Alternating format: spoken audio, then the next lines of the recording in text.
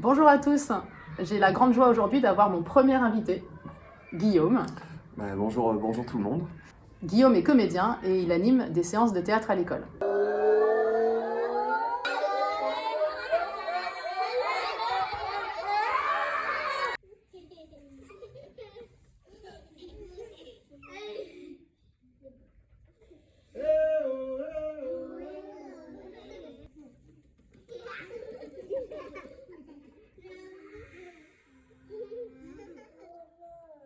Pourquoi j'ai invité Guillaume? Parce que la première fois que je l'ai vu à l'œuvre, je me suis dit mais c'est exactement ça qu'on devrait tous faire pour obtenir le silence et pour que nos élèves nous écoutent et pour enthousiasmer tout le monde. Il a des techniques qui sont absolument géniales et j'aimerais qu'il les partage. La technique la plus essentielle pour le théâtre, en tout cas, c'est le jeu. L'idée, c'est de tout faire passer par le jeu. Tu arrives parfois à créer une espèce de chahut dans le jeu, tout le monde s'excite, Oui. mais c'est très maîtrisé et Oui. tout d'un coup, hop, tu récupères tout le monde et celui qui fait n'importe quoi. Alors comment tu t'adresses à celui qui fait n'importe quoi? En général, si je l'ai perdu, c'est que c'est de ma faute. J'aurais dû voir avant en fait, qu'il fasse n'importe quoi, qu'il était sur le point de décrocher. En fait. Et alors, bon, une fois que ça arrive, une fois qu'il est en train de faire n'importe quoi, ce qu'il faut faire, c'est tout arrêter. L'élève, du coup, continue à faire n'importe quoi tout seul. Et au bout d'un moment, il va se sentir regardé, même quand je dis au bout d'un moment, en fait c'est immédiat, et il va sentir qu'on attend quelque chose de lui. Et donc il faut surtout pas faire comme si on n'avait pas remarqué qu'il faisait n'importe quoi. Parce que sinon, en plus, ça entraîne les autres Exactement. parfois à faire n'importe quoi. Ouais. Donc on fait pause, et c'est très rigolo en fait, à observer, parce que du coup j'observe ma classe. Donc le groupe travaille avec Guillaume, il y en a 2 ou 3 qui décrochent, Guillaume s'arrête, donc il est en train de faire quelque chose, et c'est drôle parce que c'est vraiment théâtral, et c'est génial parce que du coup tout le monde se demande mais pourquoi on s'arrête. Du coup ça crée une attente, l'enfant en question regarde ce qui se passe, et Guillaume veut lui dire tu fais pas ça, c'est pas comme ça, je t'ai demandé le truc qu'il faut absolument pas faire en petite section parce que sinon ça crispe tout le monde et c'est vraiment très désagréable quand on est un enfant de se faire reprendre, surtout que la plupart du temps ils se rendent même pas compte, ils savent même pas pourquoi ils font n'importe quoi, c'est juste que tout d'un coup ils ont de l'énergie, ou ils ont envie de grimper sur un truc. En fait, ils sont partis souvent dans leur imaginaire, c'est-à-dire qu'à partir de la proposition qu'on leur fait, par exemple, c'est un personnage, je sais pas, de roi en colère, donc furieux, qui inspecte son palais, je sais pas, un exemple. Donc on joue, donc moi je suis l'intervenant, donc je les emmène dans l'histoire, donc je joue, donc je suis en colère, je suis furieux, etc. Tous les enfants, par mimétisme, sont dans l'action, et il se trouve qu'à un moment donné, il y en a un qui va, parce qu'il a un imaginaire qui déborde un peu plus, ou il va partir plus loin en fait que le cadre de l'histoire. En fait, on peut tout obtenir en passant par le jeu. Typiquement, quand ils sont tous agglomérés, en une seconde, il suffit de voir une souris, de faire ah et de reculer, et donc ça prend une seconde. Il faut faire surgir une souris dans l'histoire et le groupe s'éparpille et on obtient ce qu'on veut. Alors que si on dit arrêtez de vous serrer, les enfants, vous êtes trop serrés, poussez-vous, retourne là-bas. C'est mort. En fait. C'est mort parce que ça intéresse personne en fait. Puis on n'a pas envie de se faire reprendre quand on a 3 ans. C'est pas agréable d'avoir quelqu'un qui nous reproche quelque chose, alors que quand on nous dit viens, on va jouer, ça donne tout de suite envie.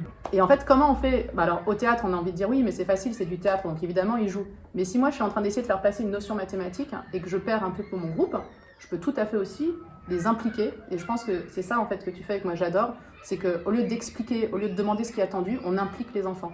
Et que ce soit en maths, en grammaire pour les plus grands, en ce que vous voulez, si l'enfant il participe pleinement, il va être à fond avec vous. Hormis l'univers de la fiction, ça passe aussi par des outils qui sont des ruptures de rythme, une manière de timbrer la voix, une façon de reprendre en fait l'attention des enfants en faisant bien attention à gérer ces différents moments qui font que la communication avec eux est vivante.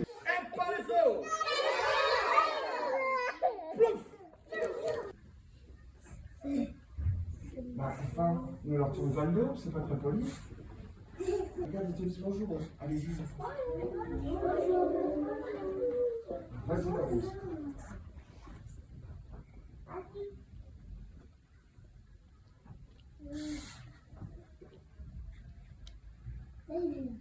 Comme nous, c'est pas le moment de faire un câlin, on est à l'école, on n'est pas à la maison. À l'école, on se tient comme un écolier. C'est pas des câlins.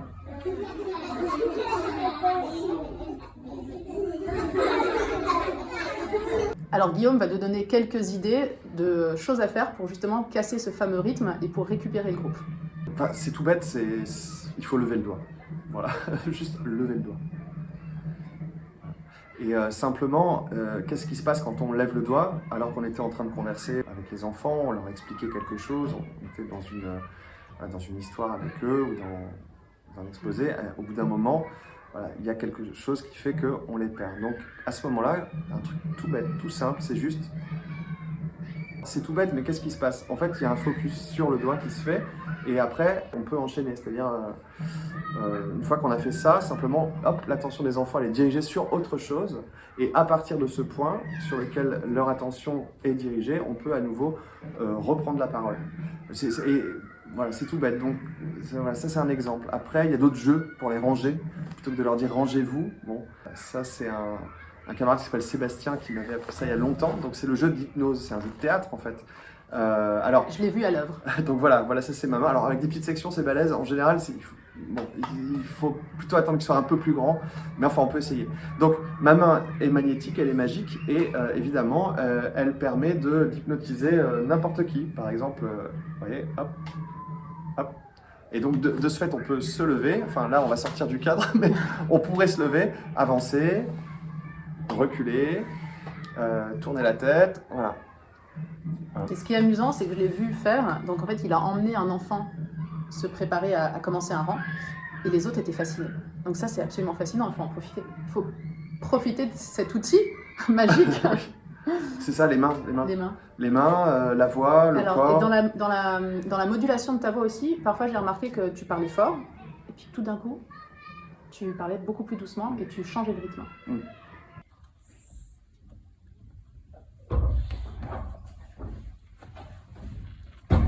Un enfant qui va être particulièrement turbulent, ce qui demande en fait, c'est de l'attention et un cadre. Et souvent, cet enfant-là, et surtout quand on connaît son histoire, si elle est difficile ou quoi, on va plutôt ignorer son comportement en fait, de débordement ou de turbulence, et donc ça revient finalement à ignorer l'enfant. Parce que ce comportement, en fait, il est là pour simplement attirer l'attention à lui. Donc la première des choses à faire avec ces enfants-là, c'est de les considérer, c'est-à-dire de voir en fait qu'ils cherchent à établir de manière maladroite une communication et de faire en sorte d'être reconnus. Ils veulent être reconnus. Et ça, je l'ai aussi vu à l'œuvre avec un enfant qui ne voulait pas s'asseoir en tailleur, parce que voilà, tu demandes aux enfants d'être assis en tailleur, il s'allongeait. Alors, tu lui as demandé de se rasseoir, et ensuite, tu lui as dit « Est-ce que tu es bien ?» Enfin, tu t'es adressé à lui comme « C'est bon, tu es avec nous, tu es bien ?» Et tout d'un coup, cet enfant, non seulement il était bien assis, mais en plus, il était content parce que Guillaume s'adressait vraiment à lui. Bon, alors maintenant, je ne sais plus ce que tu lui as dit, mais en fait, tu l'as réintégré dans le groupe et tu lui as fait comprendre qu'il faisait partie de l'histoire et qu'il était important. Oui. Ouais. Plutôt que de lui dire c'est pas ça et de le stigmatiser, tu nous embêtes, tu m'empêches de parler. Oui. Ça c'est le pire, parce que en fait, quand on arrive à l'expression de colère et donc la culpabilisation de l'enfant qui s'ensuit, c'est trop tard. C'est-à-dire qu'en fait, ça vient parce qu'on a ignoré l'enfant et qu'on a ignoré en fait son appel à l'aide. Son cri de regarde-moi, je suis là, je vais pas bien, mais. On a ignoré son débordement parce que justement, il nous gêne en fait. Dans le groupe, il nous gêne, donc c'est plus pratique. Donc on veut pas perdre les autres enfants, donc on est avec eux, etc. On fait comme si on ne le voyait pas.